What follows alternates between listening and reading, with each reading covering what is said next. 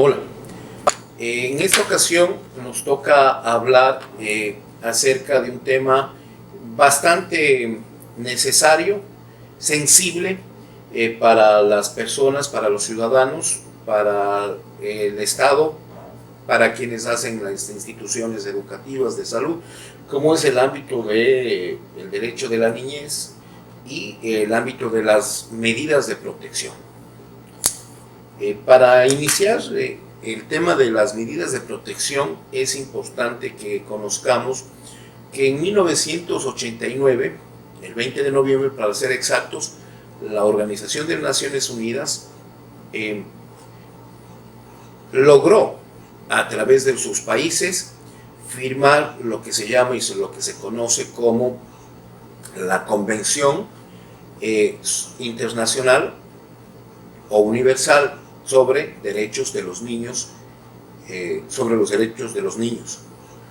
Esta consigo trae un cambio radical frente a el cómo nosotros tenemos que entenderle a el ámbito de los derechos de los niños y cómo tenemos que dar su aplicabilidad o su aplicación. Básicamente desde algunos criterios. Uno, se contrarresta la doctrina de situación irregular y salta a la luz de los derechos humanos la doctrina de protección integral. Esta doctrina de protección integral plantea ubicarle al niño, niña o adolescente como sujeto de derechos, o sea, la persona que tiene que ser también escuchada al momento en que la autoridad administrativa o judicial tenga que resolver algo sobre este niño, sobre este sujeto de protección de derechos. Primer parámetro. Esta convención plantea 4 grandes principios, como es la no discriminación, principio que además tiene un enlazamiento directo con lo que es la igualdad de oportunidades. Las niñas y niños tienen que tener las mismas oportunidades frente a su desarrollo como tal. El siguiente principio es el interés superior de los niños, niñas y adolescentes. El siguiente es el derecho a la vida, a la supervivencia y al desarrollo. Y el cuarto, importante, la opinión del niño. El niño tiene que ser escuchado. Tiene que ser escuchado por la autoridad administrativa, por la autoridad judicial, en el momento que tiene que resolverse sobre sus derechos, básicamente. El derecho a la vida, a la supervivencia y al desarrollo plantea precisamente cómo puede el Estado y la familia proteger esto. Esto se une con lo que dispone el artículo 19 del Pacto de San José o Convención Americana de Derechos Humanos, precisamente en el ámbito en el que es el Estado, la sociedad y la familia quienes deben proteger los derechos de los niños, niñas y adolescentes. Entonces tenemos un tratado internacional universal y un convenio internacional de carácter interamericano. El artículo 19, como se les ha indicado, y la convención misma sobre derechos de los niños en el ámbito internacional. En el ámbito nacional y ecuatoriano es en el 2008 cuando se genera este nuevo ordenamiento jurídico en donde nos permite establecer al Estado ecuatoriano como un Estado social, un Estado de justicia y de derechos, ¿no? En donde el artículo 75 determina que los operadores de justicia tienen que aplicar la doctrina de protección integral y además tiene que ser justicia especializada. Entonces, 2 parámetros fundamentales desde el punto de vista de la administración de justicia o el acceso a la administración de justicia.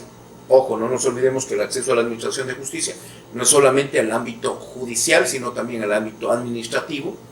Así lo ha determinado en varios fallos la Corte Interamericana de Derechos Humanos. Entonces dice que todos los operadores de justicia. ¿Quiénes son los operadores de justicia aquí? Jueces de niñez, jueces de familia, jueces multicompetentes en los cantones donde no hay esta especificidad, integrantes de las juntas cantonales, ¿sí? Consejos cantonales de protección de derechos, autoridades como tal, ¿no? Deben aplicar en su momento, ¿no? la doctrina de protección integral. Esta doctrina de protección integral plantea precisamente que el centro de toda protección tiene que ser el sujeto, que es el niño, niña, adolescente, como habíamos explicado bajo 4 parámetros o 4 fundamentos básicos o principios básicos. Pero desarrollemos el ámbito de las medidas de protección. Con este análisis que hemos iniciado, tenemos que a partir del año 2003 el Estado ecuatoriano comienza a cambiar, fruto de que, insisto, en 1989 se da la Convención sobre Derechos de los Niños, en el 2003 se dan las reformas y pasamos de este ámbito de situación irregular al ámbito de protección integral con el nacimiento del Código de la Niñez y Adolescencia. Prácticamente el término menores desaparece con este código, ¿no? Es por eso que ustedes, como operadores también del sistema de justicia, auxiliares de este sistema, tienen que, al referirse a este grupo de atención prioritaria, referirse no como menores, sino como niños, niñas y adolescentes, en razón al artículo 175 constitucional. Porque, insisto, nos dice que debemos aplicar los operadores de justicia tal situación. Y claro, fiscales, jueces, integrantes de juntas cantonales, consejos cantonales, tienen con más fuerza aún aplicar la doctrina y los términos correspondientes. Que hay una diferencia indiscutiblemente. Si yo le trato de menor a un niño, niña o adolescente o una persona menos de 18 años, le apego a una consideración de la teoría del minorismo, que significa indiscutiblemente que le veo más como un objeto de derechos que como un sujeto de derechos. Es por eso que estos cambios son valederos e importantes desde el punto de vista de la ley ecuatoriana y de la doctrina como tal. Entonces, 2003, incluso antes de que esté en vigencia la Constitución de la República del Ecuador, se conocía ya como este cambio de terminología entre menor y niños, niñas y adolescentes. En el 2008 aparece la Constitución y es necesario hacer unas reformas al Código de la Niñez, que ustedes conocen con la ley reformatoria del 2009. Sin embargo, Fortaleza puedo decirles que hay cosas que se tienen que cambiar.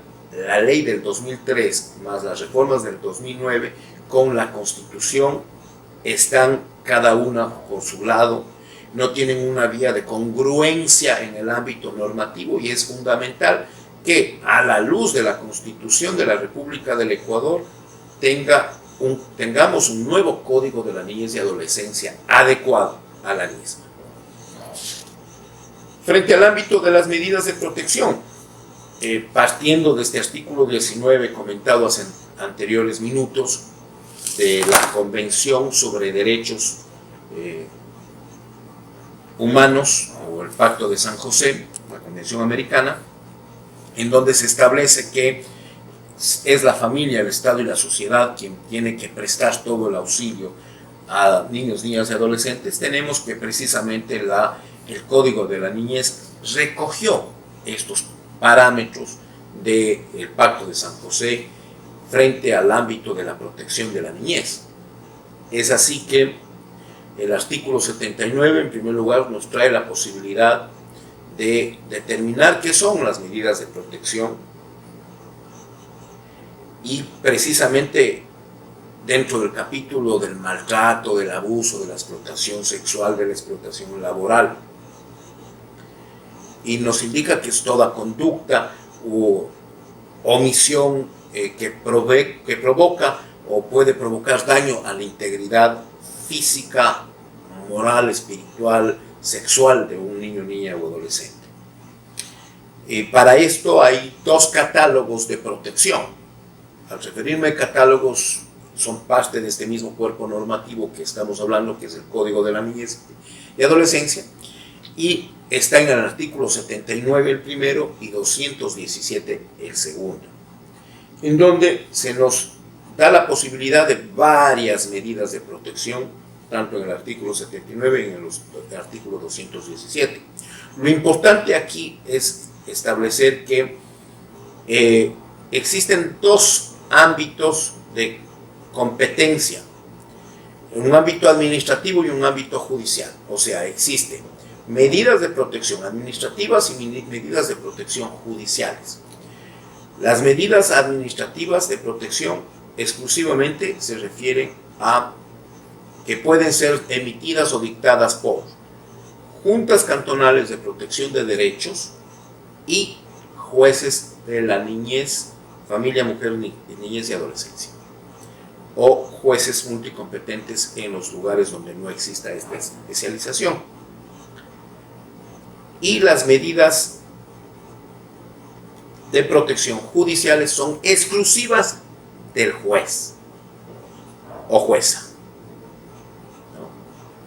Básicamente el acogimiento familiar, el acogimiento institucional y la adopción, para ya dejarlas a un lado desde el ámbito y el punto de vista del catálogo que estamos realizando.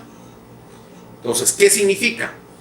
Que tanto las juntas cantonales como los jueces y juezas son competentes para el conocimiento de estas medidas administrativas de protección.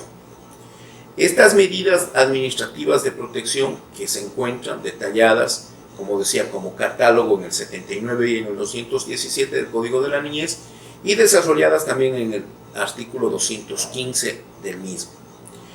Las administrativas pueden ser emitidas, insisto, por el ámbito administrativo, las juntas cantonales y los jueces.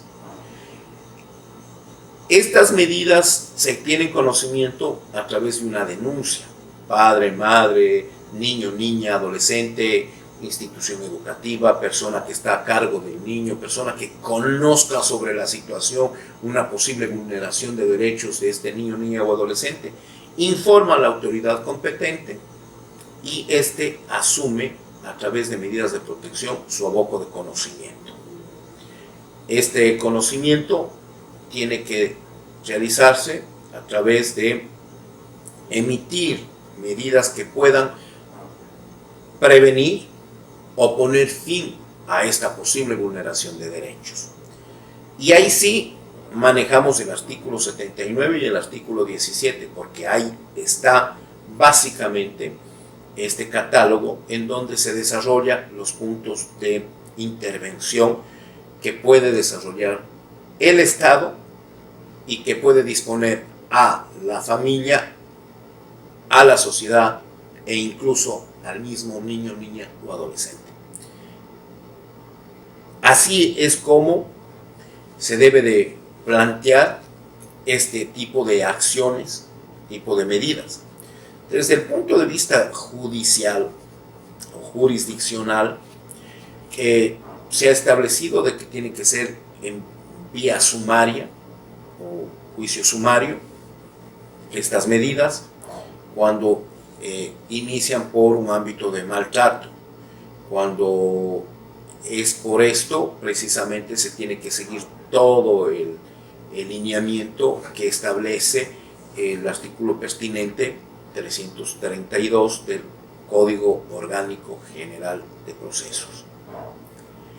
Estas medidas se puede disponer bajo dos parámetros e incluso hasta un tercer parámetro. Uno, El peligro de mora, o periculum in mora. 2, la famosa apariencia de buen derecho, o fonus bonus juris. Y 3, inaudita altera parte, sin necesidad de que conozca la contraparte. Son 3 parámetros que muchos doctrinarios del ámbito de medidas cautelares han señalado. Estas medidas siempre plantean, insisto, prevenir y promover que pongas fin a la posibilidad de una violación de un derecho de un niño, niña o adolescente. Y con estos criterios, lo que se plantea es que en la primera providencia, auto de sustanciación, providencia, si es desde el punto de vista de la Junta Cantonal, pueda emitirse medidas que puedan prevenir o provocar que se prevenga y se limite el ámbito de la violación de los derechos de los niños, niñas y adolescentes. Nosotros, al revisar el artículo 79, al indicarles que existe un catálogo precisamente de derechos en el cual los jueces y la autoridad administrativa puede valerse, tenemos que existe el allanamiento del lugar donde se encuentra el niño, niña o adolescente, la custodia familiar o el acogimiento institucional. Aquí hay que valorar cuándo es custodia familiar, cuándo se puede disponer un acogimiento institucional. El acogimiento institucional, no hay que olvidar, es una medida eminentemente judicial. Sin embargo, puede ser dispuesta en un momento por la autoridad administrativa, sin Junta Cantonal, por un caso de emergencia, hasta por 72 horas, y enviar al juez para su definición las medidas o ratificación, o que dicte otras. La custodia familiar, por lo general, se puede emitir por una circunstancia que esté viviendo el niño. Poner un ejemplo, la madre o el padre viajan a los Estados Unidos, o viajan en una situación de emergencia, o viajan por algunas otras circunstancias de propia movilidad humana, y en ocasiones los abuelos se hacen cargo, u otros miembros de la familia se hacen cargo del niño, niña o adolescente, y no saben cómo estructurar esa figura jurídica. Precisamente está también la custodia familiar, ¿no? Entonces la custodia familiar es precisamente para esto, es el cuidado y la protección diaria que puede tener el niño, niña o adolescente, ¿no? Entendiendo que un juicio de tenencia puede durar un tiempo hasta que se demuestre a través de las pruebas quién tiene o no la razón. Sin embargo, esta custodia es inmediata, es con el objeto de prevenir, con el objeto de limitar, con el objeto de eliminar una violación de los derechos de los niños. Precisamente está esta posibilidad de cuidado. Un tercer parámetro es la inserción del niño, niña o adolescente en un programa de protección, entendiendo que los programas de protección son distintos y diferentes, ¿no? De atención y protección, así se llama, como cuáles. Las instituciones públicas como el MIES tienen programas de educación, programas de incorporación a procesos de apoyo, ¿no? Otros, como los GATS municipales, emprenden acciones frente a circunstancias o situaciones de educación y culturales, ¿no? Apoyo a las familias. Entonces, en podemos trabajar frente a esta incorporación o inserción del niño en estos aspectos. El cuarto punto acá es, por ejemplo, la concesión de boletas de auxilio. Boletas de auxilio que tienen una finalidad, indiscutiblemente, auxiliar de forma inmediata al niño, niña o adolescente para evitar su vulneración de derechos o que continúe la vulneración de derechos. Pero esta concesión o esta boleta de auxilio no es la misma boleta de auxilio que se recibe por parte de la Unidad Judicial de Violencia contra la Mujer o personas o demás familiares o que pertenezcan al vínculo familiar.